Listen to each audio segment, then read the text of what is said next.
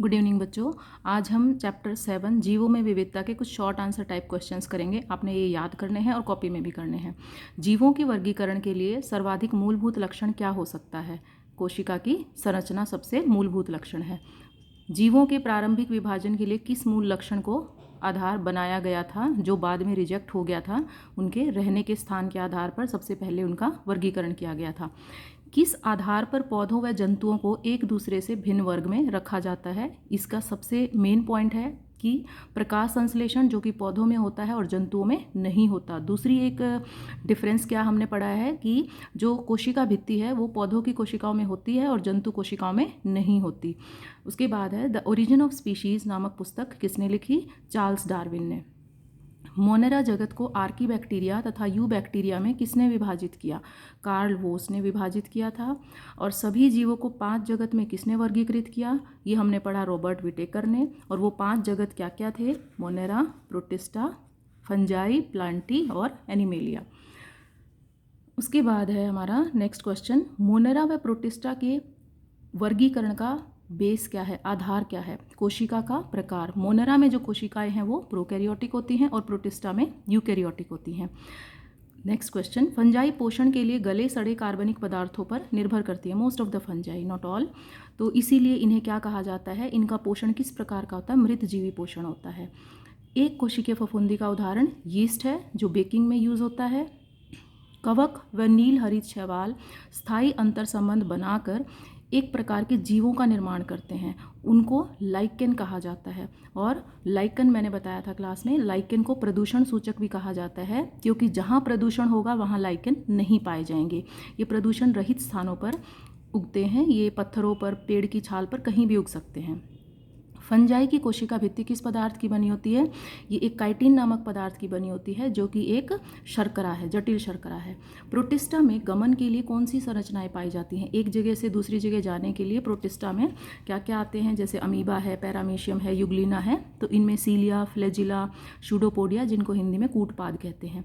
उसके बाद है किस वर्ग के पौधों को शैवाल कहा जाता है? थैलोफाइटा वर्ग के पौधों को शैवाल कहा जाता है। किस वर्ग के पौधों को पादप जगत का उभयचर कहा जाता है? ब्रायोफाइटा। किन क्रिप्टोगैम्स में संवहन उत्तक पाए जाते हैं? ये हैं हमारे टेरिडोफाइटा। उसके बाद है नेक्स्ट क्वेश्चन है हमारा, जिन पौधों में जननांग छिपे हुए होते हैं, प्रत्यक्ष नहीं होते और वो बीज भी नहीं बनाते, वो बीजाणु द्वारा जनन करते हैं, उन्हें क्या कहते हैं? उन्हें क्रिप्टोगैम्स कहते हैं। इसके ऑपोजिट वे पौधे जिनमें जननांग प्रत्यक्ष होते हैं, बड़े बड़े दिखाई देते हैं, जो बीज के रूप में होते हैं और ये बीज उत्पन्न करते हैं, इन्हें क्या कहते हैं? इन्हें फेनेरोगैम्स कहते हैं। और फेनेरोगैम्स में हमारे जिम्नोस्पर्म और एंजियोस्पर्म आते हैं। अब नग्न बीज उत्पन्न करने वाले पौधों को क्या कहते हैं? जिम्नोस्पर्म। जिम्नो का मतलब नेकेड, स्पर्मा मतलब सीड। ढके हुए बीज वाले पौधों को एंजियोस्पर्म कहते हैं। एंजियो मतलब कवर्ड, ढके हुए, स्पर्मा मतलब सीड। एंजियोस्पर्म के 2 प्रकार हमने पढ़े हैं। एक बीजपत्री यानी कि जिन के बीज में एक बीजपत्र पाया जाता है वो एक बीजपत्री, और जिनके बीजों में 2 बीजपत्र होते हैं वो द्विबीजपत्री। बाकी के अंतर हमने बड़े क्वेश्चंस में कर लिए हैं। एक बीजपत्री के उदाहरण बहुत सारे हैं, उनमें से कुछ मैंने ये यहाँ लिखे हैं। द्विबीजपत्री पौधों के उदाहरण कोई भी आप 2 उदाहरण दे सकते हैं। आपने इतने प्रकार के बीज देखे हुए हैं और उनका छिलका उतार के जब आप देखोगे जिनमें 2 बीजपत्र निकलते हैं, चना, मटर, राजमा, कोई भी एग्जाम्पल आप दे सकते हो। उसके बाद है जंतु जगत से रिलेटेड कुछ क्वेश्चंस हैं। सबसे पहला है, छिद्रयुक्त जीवधारी किस फाइलम में आते हैं? पोरीफेरा। पोरीफेरा नाम से ही क्लियर है, पोर्स होते हैं इनमें। किस फाइलम के जीवों को चपटे कृमि भी कहा जाता है? प्लेटीहेल्मिन्थ्स। प्लेटी मतलब फ्लैट, फ्लैट वर्म्स भी कहा जाता है इनको। उसके बाद है कूटसिलोम किस फाइलम का लक्षण है? निमेटोडा। किस फाइलम के जीवों का शरीर सिर से पूंछ तक एक के बाद एक खंडित रूप में होता है? एनेलिडा, जैसे अर्थवर्म है, जोंक है। जंतु जगत का सबसे बड़ा फाइलम जिसमें खुला परिसंचरण तंत्र पाया जाता है, ये हमने पढ़ा आर्थ्रोपोडा। आर्थ्रो मतलब जॉइंटेड, पोडा मतलब फीट।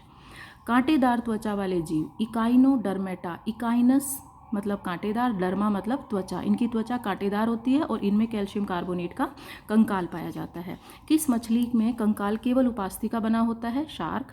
जबड़ा रहित कशेरुकी साइक्लोस्टोमेटा। किस सरीसृप का हृदय 4 कक्षीय होता है? मगरमच्छ। तो आपने ये ऐसे ना एक एक जो एग्जाम्पल्स स्पेसिफिकली दे रखे हैं ये याद करने हैं। 1 मार्कर क्वेश्चन ज़्यादातर इन्हीं में से आ जाते हैं।